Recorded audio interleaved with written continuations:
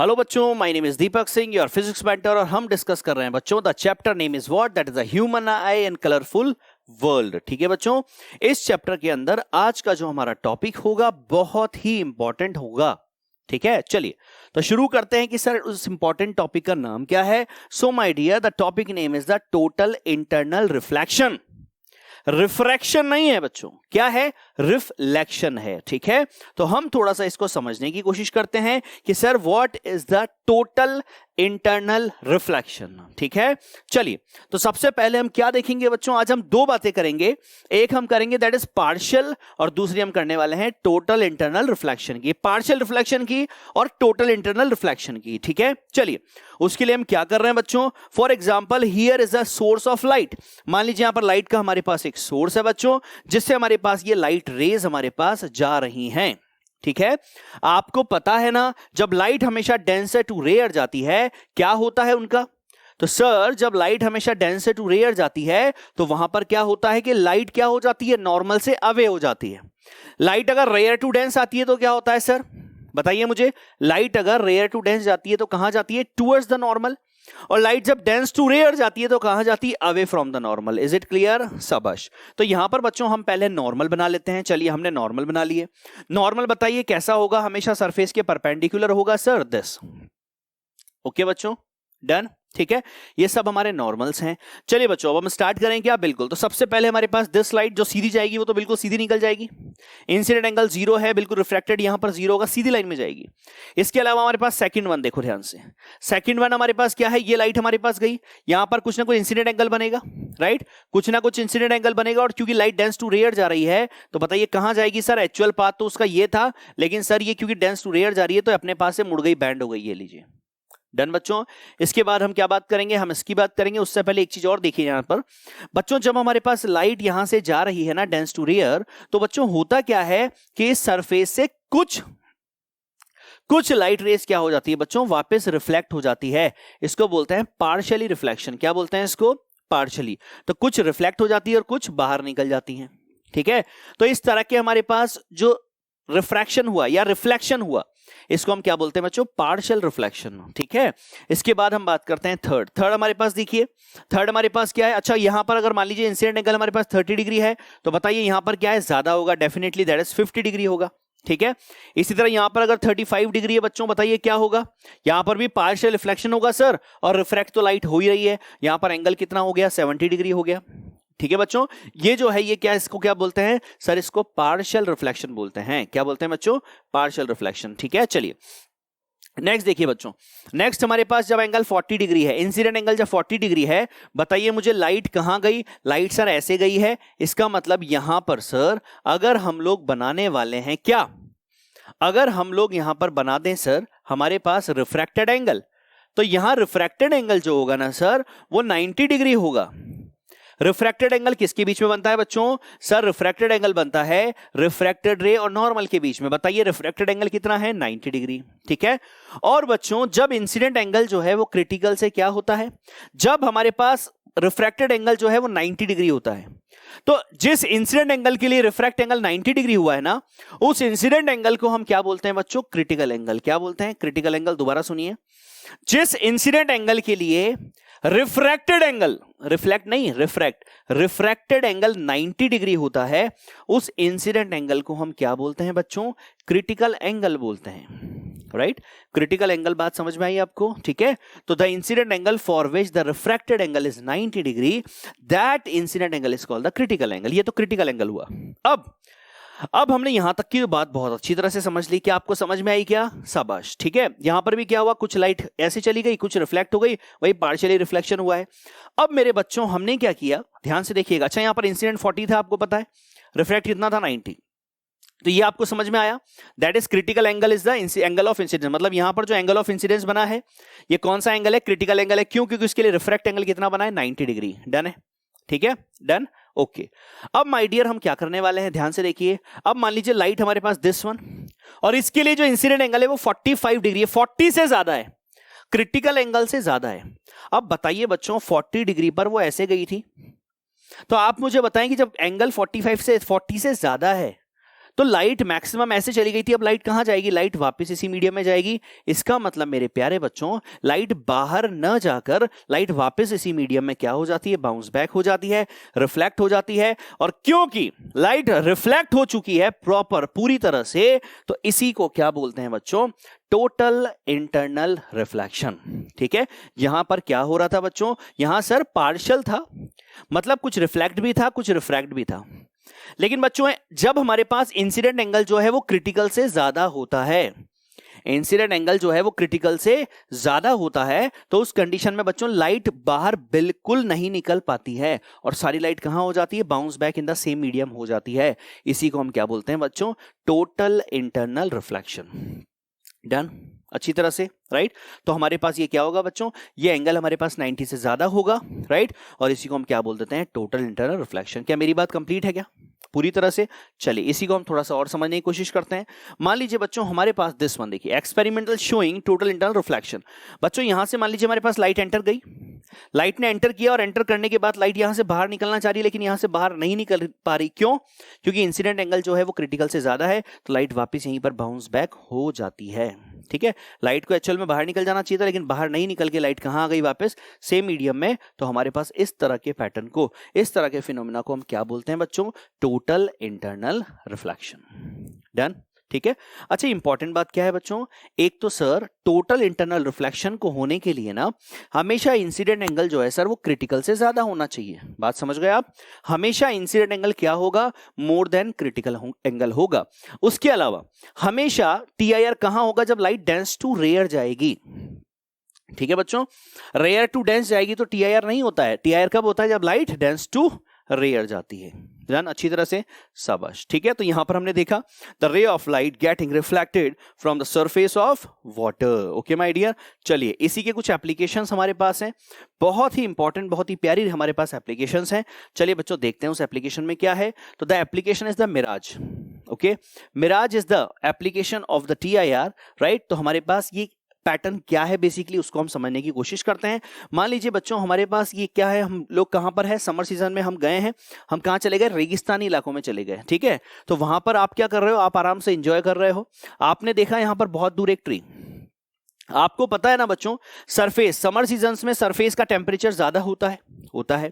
तो हमारे पास यहां पर बहुत सारे लेयर्स हैं बच्चों, लेयर ऑफ एटमॉस्फेयर हमारे पास। ठीक है, तो सरफेस की अगर बात करें तो सरफेस का टेम्परेचर अपर लेयर से क्या होगा, ज्यादा होगा, क्योंकि सरफेस का टेम्परेचर ज्यादा होगा थोड़ी उसके ऊपर वाली लेयर से, होगा ना। तो यहां पर हमारे पास this layer comparatively this layer comparatively this कैसे काम कर रही है, वो रेयर की तरह काम कर रही है। क्यों? जहां का टेम्परेचर ज्यादा होता है सर वहां पार्टिकल दूर दूर होते हैं, पार्टिकल दूर दूर होंगे सर तो वो रेयर मीडियम होता है। ओके बच्चों, मतलब हमारे पास अगर हम देखें तो यहां पर हमारे पास ऊपर वाली लेयर नीचे वाली एयर के रेस्पेक्ट में डेंस है। क्यों? क्योंकि सर नीचे जो है वो क्या है, वो हॉट टेम्परेचर बहुत ज्यादा है, टेम्परेचर ज्यादा होगा तो नीचे वाली एयर रेयर होगी सर। समझ गए बच्चों? अब एक्चुअल में मैं आपको क्या बताना चाह रहा हूं, ध्यान से देखिएगा। यहां पर हमारे पास बच्चों लाइट जो है, देखिए ध्यान से, तो हमारे पास ऊपर वाला मीडियम कौन सा है, डेंसर, और नीचे वाला कौन सा है, रेयर है। ठीक है, अब हमारे पास बच्चों लाइट का आना शुरू हुआ, राइट, लाइट हर जगह से आ रही है, लाइट का आना शुरू हुआ, लाइट यहां पहुंची, इसके बाद ट्री से हमारे पास लाइट इधर से रिफ्रैक्शन हुआ, वापस इधर पहुंची, इसके बाद यहां फिर नॉर्मल हुआ, तो डेंस टू रेयर जब जाती है बताइए क्या होता है, अवे। तो देखिए यहां से ऐसे आ रही थी, लेकिन ये अवे हुई तो थोड़ी बैंड कर गई, यहां फिर अवे होगी तो ये ऐसी चली गई, अब यहां से बच्चों फिर अवे होगी, तो फिर अवे होगी, तो यहां जो इंसिडेंट एंगल बनेगा एक्चुअल में, ये इंसिडेंट एंगल जो बनेगा बच्चों, ये इंसिडेंट एंगल नॉर्मल और इंसिडेंट रे के बीच में जो इंसिडेंट एंगल बनेगा ये क्रिटिकल से ज्यादा बनता है। और जब ये क्रिटिकल से ज्यादा बनता है ना बच्चों, तो लाइट नीचे ना जाके कहां होती है, रिफ्लेक्ट होती है। देखिए ध्यान से, तो लाइट रिफ्लेक्ट होके कहां पहुंचती है, हम तक पहुंचती है, और हमें वो दिखाई देता है जो हम तक पहुंच रहा है। बात समझे आप? तो बच्चों जब हमारे पास लाइट बेसिकली क्या हुआ, देखिए लाइट डेंस टू रेयर जा रही है, जब डेंस टू रेयर जा रही है तो हमेशा क्या हो रहा है, उसका रिफ्रैक्शन हो रहा है सर। और आपको पता है कि जब लाइट डेंस टू रेयर जाती है तो अवे फ्रॉम द नॉर्मल होती है, तो ये नॉर्मल है तो अवे होती जा रही है, अवे होती जा रही है। एक सिचुएशन ऐसी आएगी कि जो इंसिडेंट एंगल होगा जब डेंस टू रेयर जाने वाली होगी, तो वहां पर इंसिडेंट एंगल क्रिटिकल से ज्यादा होगा, जब क्रिटिकल से ज्यादा होगा तो क्या होगा, तो हमारे पास लाइट सेम मीडियम में रिफ्लेक्ट हो जाएगी। ठीक है बच्चों, और इसी को तुमने क्या बोला था, टोटल इंटरनल रिफ्लेक्शन। राइट अब हमें क्या दिखाई देगा बच्चों, तो हमें ये इमेज जो है, बेसिकली इस ट्री की इमेज हमें जो है वो इस तरह से नजर आने वाली है। ठीक है, डन, मेरी बात आपके समझ में आ गई। ठीक है, तो हमें क्या होता है जब हम समर सीजन्स में कहीं पर घूमने जाते हैं, जैसलमेर वगैरह आप जाएं, तो वहां पर आप देखेंगे बच्चों कि इस तरह का फिनोमेना आपको नजर आता है। बेसिकली आपको ट्री यहाँ की जगह नीचे नजर आता है। अगर यहाँ पर कोई पॉन्ड है तो, ठीक है, यहाँ पर पॉन्ड है तो आपको कहाँ नजर आने वाला है, वो नीचे की तरफ नजर आने वाला है। क्यों? क्योंकि आपके पास जो लाइट पहुंची है ना बच्चों, वो यहां से नहीं, वो एक्चुअल में जब आपके पास ऐसे पहुंची है तो आपको उसकी इमेज जो है वो यहां पर नजर आएगी। इसी को हम क्या बोलते हैं बच्चों, मिराज बोलते हैं। समझ गए आप? मिराज का कॉन्सेप्ट समझ गए? Very good. That is the inverted image of the tree as seen. ठीक है बच्चों, गुड। इसी का एग्जाम्पल बच्चों हमारे पास और है। बच्चों आपको इस तरह का पैटर्न नजर आता है, कभी पानी पानी आपको दिखाई देता है? दिखाई देता है, बताइए मुझे। तो ये भी बच्चों किस वजह से होता है? एक्चुअल में लाइट जब आती है और आपकी आंखों तक जब पहुंचती है, तो आपको एक्चुअल जब आप देखते हैं तो आपको जो लाइट जो आ रही है उस लाइट का रिफ्लेक्शन नजर आता है नीचे। ठीक है, तो हमारे पास लाइट जो आ रही है, that is light is seen at this. ठीक है, so you see the blue colour of the sky like the water, like the पानी। ठीक है बच्चों, so the water that you can see is actually the reflection of blue sky on the ground due to mirage। ठीक है बच्चों, तो उसका logic क्या है? एक्चुअल उसका लॉजिक है ग्राउंड से क्या हो जाना, टोटल इंटरनल रिफ्लेक्शन हो जाना। समझ गए आप बात? ठीक है, डन, राइट। तो दैट इज द रिफ्लेक्शन। और इसके बाद हम और बात करें तो हमारे पास के बाद और एक एग्जांपल है आपके लिए। वो क्या है? देखिए बच्चों, यहां पर क्या हो रहा है बताइए मुझे, क्या यहां पर भी वही है जो सेम, राइट? तो सेम कैसे? देखिए, तो बच्चों हमारे पास जब हम ड्राइव करते हैं, ठीक है, हाईवेज पर, तो क्या आपको बिल्कुल इसी तरह से वाटर नजर आता है? Same concept. ठीक है, तो देखिए बच्चों, तो हमारे पास have you seen water on the highways on the road in the summer season on a hot afternoon? बताइए क्या आपने सभी ने देखा है? बिल्कुल सर, हम सभी ने देखा है। So answer is what my dear? For the mirage to occur there has to the total internal reflection. So two conditions हम ऑलरेडी डिस्कस कर चुके हैं। The condition is what? That is light should travel from the denser medium to rare medium. Okay बच्चों, the second condition is the light should hit at an angle greater than the critical angle. Okay, if the incident angle is not more than the critical angle, then TIR is not formed. TIR नहीं होगा बच्चों। ठीक है, TIR होने के लिए क्या होना चाहिए? इंसिडेंट एंगल का हमेशा क्या होना चाहिए? क्रिटिकल एंगल से ज्यादा होना चाहिए। समझ गए आप? Very good, right. चलिए नेक्स्ट हम टॉपिक लेते हैं बच्चों, that will be the dispersion of white light. क्या टॉपिक है हमारा? Dispersion of white light. ठीक है, चलिए dispersion of white light basically हमारे पास है क्या बच्चों, एक बार देख लेते हैं हम लोग। तो न्यूटन हमारे जो हैं, उन्होंने हमारे पास एक एक्सपेरिमेंट किया। उस एक्सपेरिमेंट में उन्होंने क्या देखा कि यहां से हमारे पास जब हमारे पास व्हाइट लाइट यहां आती है, राइट। अच्छा बच्चों, यहां पर आप लोग, ये सीन होता है आपको कभी आपने देखा है ऐसा? ठीक है, डिस्क जो है उसमें इस तरह से कलर्स आपने देखे हैं, राइट। तो ये सब क्या है बच्चों, ये अभी हम एक्सप्लेन करेंगे। चलिए सबसे पहले एक बार हम एक्सपेरिमेंट को डिस्कस कर लेते हैं। देखिए, तो हमारे पास बच्चों में व्हाइट लाइट आई है। व्हाइट लाइट कितने पार्ट में डिवाइड हो गई? व्हाइट लाइट सर हमारे पास 7 कलर्स में डिवाइड हो गई। ठीक है, this is the dispersion of light. So dispersion of light is the bending of light into its component colours. ठीक है, और ये कंपोनेंट कलर्स बच्चों जब स्क्रीन पे ऑब्टेन्ड होते हैं, तो उस स्क्रीन पे ऑब्टेन्ड होते हैं तो उसको बोला जाता है स्पेक्ट्रम। क्या बोला जाता है बच्चों? उसको स्पेक्ट्रम। और यहां पर जो पैटर्न आपको मिलता है वो इस तरह का मिलता है। दस ऊपर आपके पास रेड है, नीचे वॉयलेट है, दैट इज विबग्योर बच्चों। Okay, thus V means what? That is violet, I is the indigo, B is the blue, G is the green, Y is the yellow, O is the orange, that R is the red. Okay, this is the colour form. Done बच्चों, अब exam में आपको लिखना क्या है, ध्यान से देखिए। The phenomena of splitting of white light by a prism into its constituent colour is known as the dispersion. बताया मैंने अभी आपको। ठीक है बच्चों, तो डिस्पर्शन क्या है? Dispersion the splitting of white light into its component colours, या आप सिंपली बोल सकते हैं लाइट। ठीक है, done. Okay, so my dear, dispersion की ये बात आपकी कंप्लीट है। हमने ये भी सीखा है sir, the band of the colours is called the spectrum. इसी को हम क्या बोलते हैं बच्चों? स्पेक्ट्रम बोलते हैं। ठीक है, आगे देखिए। The cause of the dispersion of white light is the change in speed of the light with the wavelength. बच्चों एक्चुअल में होता क्या है कि हमारे पास जब लाइट अंदर जाती है ना, राइट। तो अलग अलग कलर की वेवलेंथ के लिए जो स्पीड होती है वो अलग अलग होती है, और जब अलग अलग कलर के लिए स्पीड ऑफ वेवलेंथ अलग अलग होगी, ठीक है, तो हमारे पास क्या होगा, अंदर जो डेविएशन होगा, जो मुड़ना होगा, deviation means my dear that is मुड़ना, तो जो डेविएशन होगा ना बच्चों वो हर कलर के लिए अलग अलग होगा, क्योंकि हर कलर की वेवलेंथ अलग अलग होती है बच्चों, हर कलर की वेवलेंथ अलग है और फ्रीक्वेंसी अलग है, ठीक है। तो यहां पर बच्चों हमारे पास रेड कलर जो होता है ना उसकी वेवलेंथ सबसे ज्यादा होती है बच्चों। थोड़ा सा मैं आपको आइडिया देता हूं, हमारे पास रेड कलर जो होता है ना बच्चों उसकी वेवलेंथ, वेवलेंथ को लैम्डा से डिनोट करते हैं, उसकी वेवलेंथ सबसे ज्यादा होती है, ठीक है, राइट। इसके अलावा हमारे पास अगर हम फ्रीक्वेंसी की बात करें तो फ्रीक्वेंसी उल्टा होता है बच्चों, फ्रीक्वेंसी सबसे कम होती है, समझ गए मेरी बात आप, राइट।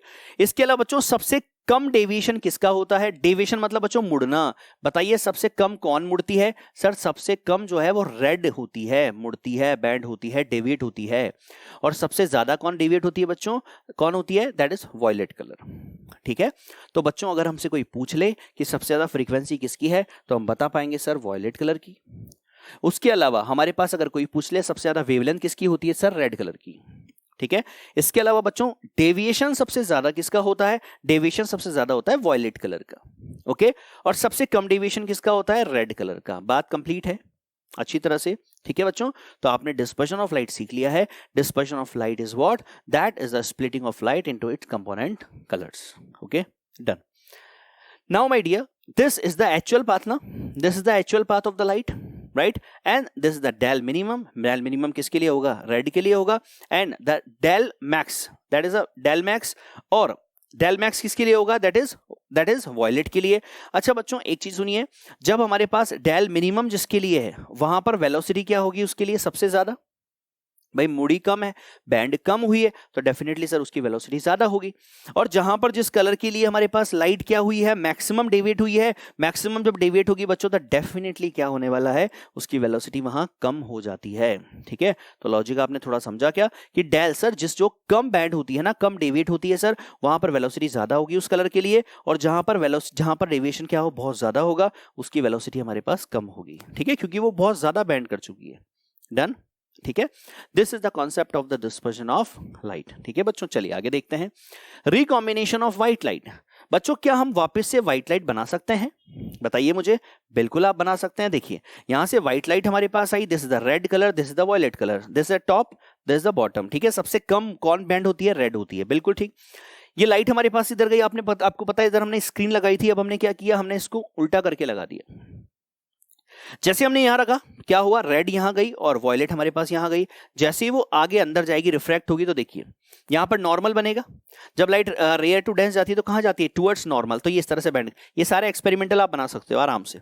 ये लाइट ऐसे जा रही है, यहां पर नॉर्मल बनाइए, नॉर्मल आप बनाएंगे तो कहां जाएगी लाइट, कहां जाएगी लाइट, लाइट जाएगी सर हमेशा कहां, हमेशा नॉर्मल की तरफ। जब रेयर टू डेंस जाती है तो वहां पर आप बनाएंगे तो आपको इस तरह से मिलेगा, और इसके बाद आपके पास वापस से आपको बाहर व्हाइट लाइट मिल जाएगी, ठीक है बच्चों। सो this is what, this is the concept of the recombination of white light, ठीक है। कैसे बनी बच्चों, कंप्लीट है क्या, दोबारा बताने की जरूरत है, चलिए एक बार वापस देखते हैं। देखिए व्हाइट लाइट यहां से हमारे पास रेड और वॉयलेट, इसके बाद ये रेड और वॉयलेट हमारे पास यहां इंसिडेंट होगी, अब ये इसके लिए इंसिडेंट रे है, जैसे ही अंदर जाएगी रिफ्रैक्ट होगी, बताइए क्या होगा, बिल्कुल सर इस तरह से यहां मिलेगी और इसके बाद हमें व्हाइट लाइट वापस से मिल जाएगी, ठीक है बच्चों, done, complete. So this is the recombination of white light, ठीक है, ओके। यहां पर मुझे बताइए बच्चों, क्या glass can be considered as the combination of the two inverted prism, होता है क्या, नहीं सर ऐसा नहीं होता है। तो यहां पर here there is no dispersion in the glass slab, ठीक है, इसलिए यहां पर इस तरह का ग्लास स्लैब के साथ किसी भी तरह का कोई डिस्पर्जन नहीं होता है, बात समझ गए। चलिए इसके बाद बच्चों हमारे पास जो लास्ट टॉपिक हमारा है that will be the Rambo. अच्छा आपने रैम्बो देखा है क्या, बताइए मुझे, रैम्बो देखा है, rainbow is also my dear the application of the dispersion of light, ठीक है। लेकिन बच्चों यहां तो डिस्पर्जन प्रिज्म से हो रहा था, सर रैम्बो जो बनता है उसमें डिस्पर्शन कहां से होता है, वहां तो प्रिज्म है नहीं, तो बच्चों वहां पर डिस्पर्शन होता है बाय द रेनड्रॉप्स, ठीक है। तो बच्चों जो आपको हमारे पास रैम्बो दिखाई देता है, अच्छा उसके कुछ और पॉइंट्स हम लोग समझ लेते हैं बच्चों। सबसे पहले अगर फॉर एग्जांपल मान लीजिए यहां सामने अगर मेरे सन है, ठीक है बच्चों, राइट, तो याद रखिए हमारे पास इस तरफ बनेगा रैम्बो, मतलब फॉर एग्जाम्पल अगर मुझे यहां रेनबो दिख रहा है, इसका मतलब डेफिनेटली सन इधर है। बात समझो आप, ठीक है। अगर मुझे यहां पर रेनबो दिखाई दे रहा है, इसका मतलब डेफिनेटली मेरे बैक में क्या है, सन है। समझ गए आप, राइट। दूसरा इंपॉर्टेंट पॉइंट बच्चों क्या है कि हमारे पास एटमॉस्फेयर जो है ना, वो सन शाइनिंग एंड रेनिंग होना चाहिए, मतलब सूरज भी होना चाहिए, उसकी धूप और बारिश की बूंदे भी होना चाहिए, बहुत अच्छा एटमॉस्फेयर होना चाहिए।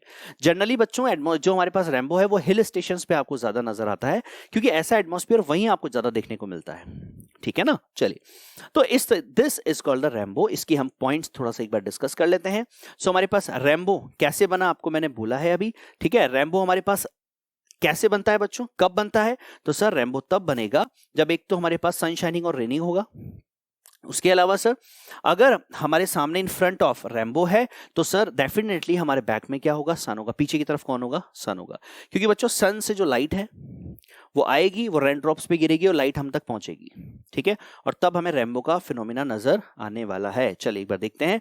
तो अ rainbow is an arc of the 7 colours visible in the sky which is produced by the dispersion of sunlight by the rain drops in the atmosphere. Okay बच्चों, राइट। तो ये क्या है बच्चों, ये एक डिस्पर्शन ऑफ लाइट ही है, right. कहां, एटमॉस्फेयर में होता है, बाय द रेन ड्रॉप्स होता है, ठीक है। बात कंप्लीट है, ठीक है। तो ये हमारे पास क्या है बच्चों, रेनबो है, ठीक है ना। अब थोड़ा सा हम इसको देख लेते हैं एक बार किस तरह से ये मिलता है। तो बच्चों अगर आप इधर से देखते हैं तो आपको रेनबो कहां नजर आएगा, बताइए। रेनबो आपको इस तरफ नजर आएगा, दिस इज सन। तो मैंने अभी आपको बोला था ना कंडीशंस क्या है, right, sun shining and raining, ठीक है बच्चों। चलिए, तो यहां पर होता क्या है बेसिकली, तो यहां पर हमारे पास ये रेन ड्रॉप है, ठीक है। इस रेन ड्रॉप से हमें क्या होने वाला है, देखिए जरा सा। तो हमारे पास that rain drops act as a small prism. तो जब बच्चों लाइट हमारे पास यहां से आती है, देखिए ध्यान से, लाइट हमारे पास आती है, तो लाइट आने के बाद क्या हुआ, लाइट का रिफ्रैक्शन यहां नॉर्मल हमने बनाया। नॉर्मल बनाने के बाद हमने देखा लाइट कहां जा रही है, लाइट हमारे पास रेयर टू डेंस जाती है सर। लाइट जैसे ही अंदर जाती है अपने कलर्स में डिवेट हो जाती है। This is the red colour, this is the violet colour. जैसे ही बच्चों हमारे पास यहां से क्या होता है, यहां पर इंसिडेंट एंगल जो बनता है ना, वो क्रिटिकल से ज्यादा बनता है।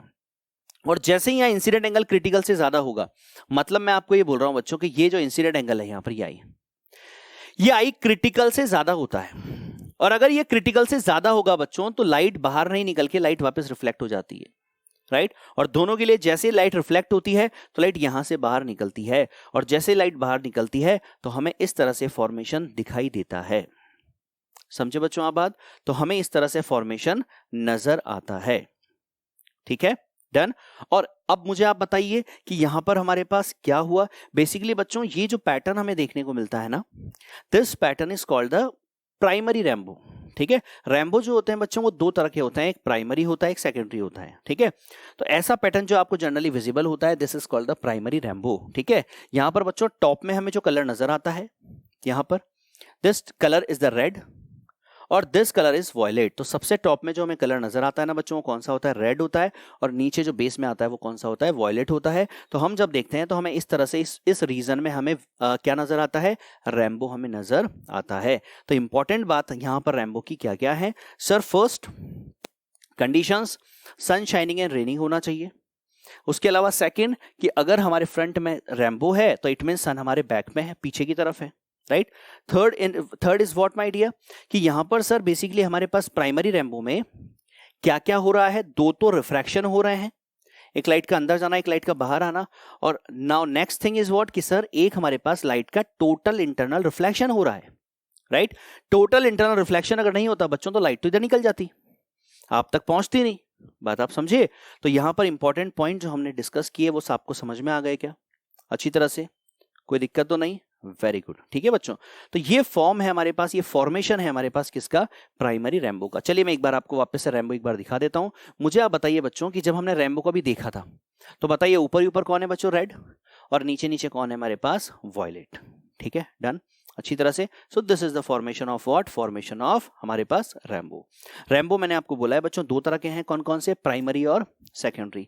लेकिन बच्चों अभी 10th लेवल पे हम केवल प्राइमरी को डिस्कस करते हैं। आपने देखा होगा बच्चों बहुत सारी जगह पर कि आपके पास प्राइमरी रेनबो मतलब एक डार्क रेनबो के बाहर भी एक रेनबो होता है बहुत हल्का। हो सकता है आप में से कुछ बच्चों ने देखा हो, तो बच्चों जो लाइट होता है बिल्कुल वो बाहर होता है हमेशा, जो सबसे अंदर वाला रेनबो होता है वो हमेशा प्राइमरी रेनबो होता है, उसमें टॉप पे रेड होता है, नीचे वॉयलेट होता है। लेकिन अगर आप ध्यान से देखो तो हमेशा नहीं बनता, कभी कभी ऐसा होता है कि उसके बाहर भी एक छोटा रेनबो दिखाई देता है, हल्का, आपको लाइट होता है वो हल्का दिखाई देता है, ठीक है। उसमें ऊपर होता है कौन, उसमें ऊपर होता है वॉयलेट और नीचे होता है रेड, उसको बोलते हैं बच्चों सेकेंडरी रेनबो, राइट।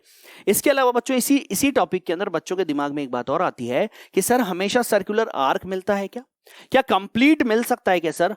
बिल्कुल मिल सकता है, ठीक है बच्चों। रेनबो का बनना डिपेंड करता है एंगल्स पर। जब लाइट हम तक पहुंचती है तो ये जो एंगल्स का फॉर्मेशन होता है ना, इस पर हमारे पास रेनबो डिपेंडेंसी होती है, ठीक है। तो बच्चों जब हम कहां हैं, मान लीजिए हम प्लेन में हैं, तो प्लेन से जब हमारे पास हम देखते हैं सब तरफ, तो हर तरफ देखने पर हमारे पास एंगल जो है ऑलमोस्ट 40-42 डिग्री के आसपास हमारे पास लाइट पहुंचनी चाहिए। तो हर तरफ से लाइट हम तक पहुंच सकती है एंगल बनाते हुए, तो ये वाली लाइट भी हम तक पहुंच सकती है। तो जब ये पहुंच सकती है तो इस तरह से हमें कंप्लीट सर्कुलर रिंग भी, कंप्लीट सर्कुलर रेनबो भी हमें दिख सकता है। अगर हम कहाँ हैं, हम एरोप्लेन में हैं, वहां से अगर हम उसको देखते हैं, ठीक है ना, उस टाइम पे उस सन शाइनिंग और रेनिंग कंडीशन में अगर हम एटमॉस्फेयर को देखते हैं तो उस पर हमारे पास सर्कुलर रिंग फॉर्म में हमें आर्क पूरा दिखाई दे सकता है, रेनबो। डन बच्चों। तो सर्कुलर आर्क अगर लेकिन हम ग्राउंड पे हैं तो केवल हमें क्या नजर आएगा बच्चों, हमेशा एक आर्क नजर आएगा। डन, कंप्लीट, ठीक है। तो आई होप बच्चों सारा लेक्चर आपको कंप्लीट है, ठीक है।